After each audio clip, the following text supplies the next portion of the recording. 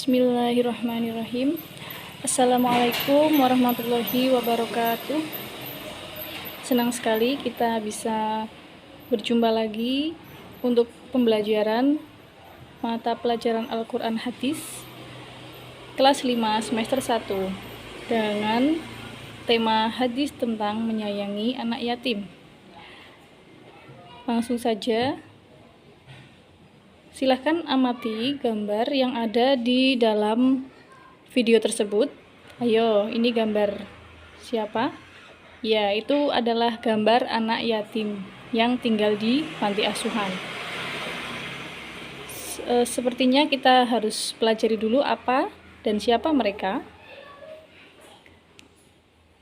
Siapakah anak yatim itu? Anak yatim adalah yatim sendiri berasal dari kata yutmun yang berarti kesendirian. Anak yatim adalah anak yang sudah ditinggal wafat oleh ayahnya, sedangkan usianya masih kecil dan belum balik. Kalau pengertian lain yaitu ada piatu. Piatu sendiri adalah anak kecil yang ditinggal wafat oleh ibunya sejak kecil dan dia belum balik. Rasulullah SAW sendiri juga termasuk dari anak yatim karena sudah sejak di dalam kandungan beliau ditinggal oleh ayahnya Sayyid Abdullah. Nah, sekarang coba dilihat, itu adalah bunyi hadis tentang menyayangi anak yatim. Bismillahirrahmanirrahim.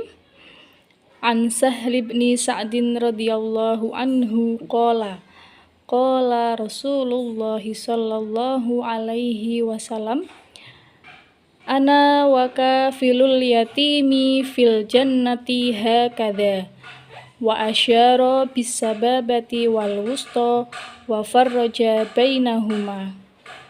Rawahul Bukhari.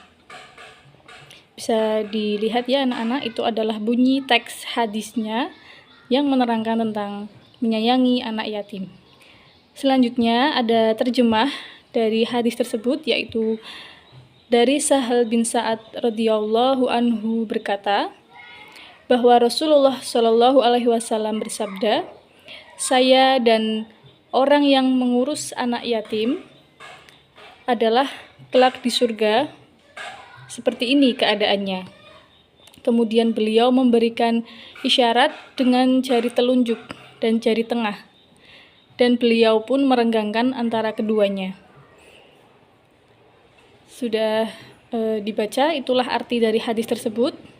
Sedangkan penjelasannya, yakni kandungan isi dari hadis tentang menyayangi anak yatim adalah, hadis tersebut menerangkan kepada kita bahwa memelihara, mengurus, mengasuh, dan menyayangi anak yatim itu merupakan sebuah perbuatan yang mulia dan sangat utama yang harus dilaksanakan oleh umat Islam dalam kehidupan sehari-hari. Dan orang yang mengurus, mengasuh, serta menyayangi anak yatim dengan baik dan penuh dengan kasih sayang yang tulus, dia kelak akan dimasukkan ke dalam surga, berdekatan dengan Rasulullah SAW, sebagaimana dekatnya jari telunjuk dengan jari tengah. Itu adalah perumpamaan kedekatan Rasulullah dengan orang yang memelihara atau menyayangi anak yatim. Kemudian termasuk dalam hal ini beberapa tindakan yang termasuk menyayangi anak yatim adalah, yang pertama, sebagai orang yang beriman sudah sepatutnya kita peduli dan sayang kepada anak yatim sebagaimana perintah Allah dan Rasul-Nya. Kemudian yang kedua, kepedulian dan rasa sayang itu bisa kita wujudkan dengan bergaul dan berbicara terhadap mereka itu dengan baik, bergaul dengan baik dan berbicara dengan baik. Yang ketiga, yakni menghibur mereka di saat mereka sedang berada di dalam kesedihan. Yang keempat, turut serta membantu mereka saat kesulitan. Dan selanjutnya yang kelima, yakni mencukupi kebutuhan mereka jika kita mempunyai rezeki yang berlebih. Dan yang keenam, bagi anak yatim yang mempunyai harta benda atau warisan dari orang tuanya, maka harta tersebut harus dijaga, jangan sampai habis, bahkan harus dikembangkan menjadi lebih banyak. Kemudian apabila anak yatim tersebut tidak memiliki harta, tidak memiliki apa-apa, maka anak yatim tersebut harus diasuh, dididik, disantuni, dan disayangi sampai dia dewasa dengan niat lillahi ta'ala.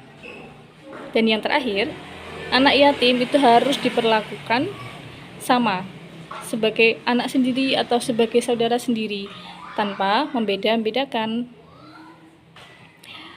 Maka dari itu, kita sebagai anak sudah sepatutnya selalu menyayangi mereka walaupun mereka sudah tidak ada, dengan cara mendoakan orang tua yang sudah meninggal. Dan bagi yang masih punya orang tua, kita harus bersyukur. Yang masih memiliki orang tua, kita harus sayangi dan cintai mereka dengan setulus hati kita, supaya nanti kita tidak akan menyesal ketika mereka sudah tiada, ketika mereka sudah meninggalkan kita. Terima kasih. Itu sekian pemaparan dari saya. Wassalamualaikum warahmatullahi wabarakatuh.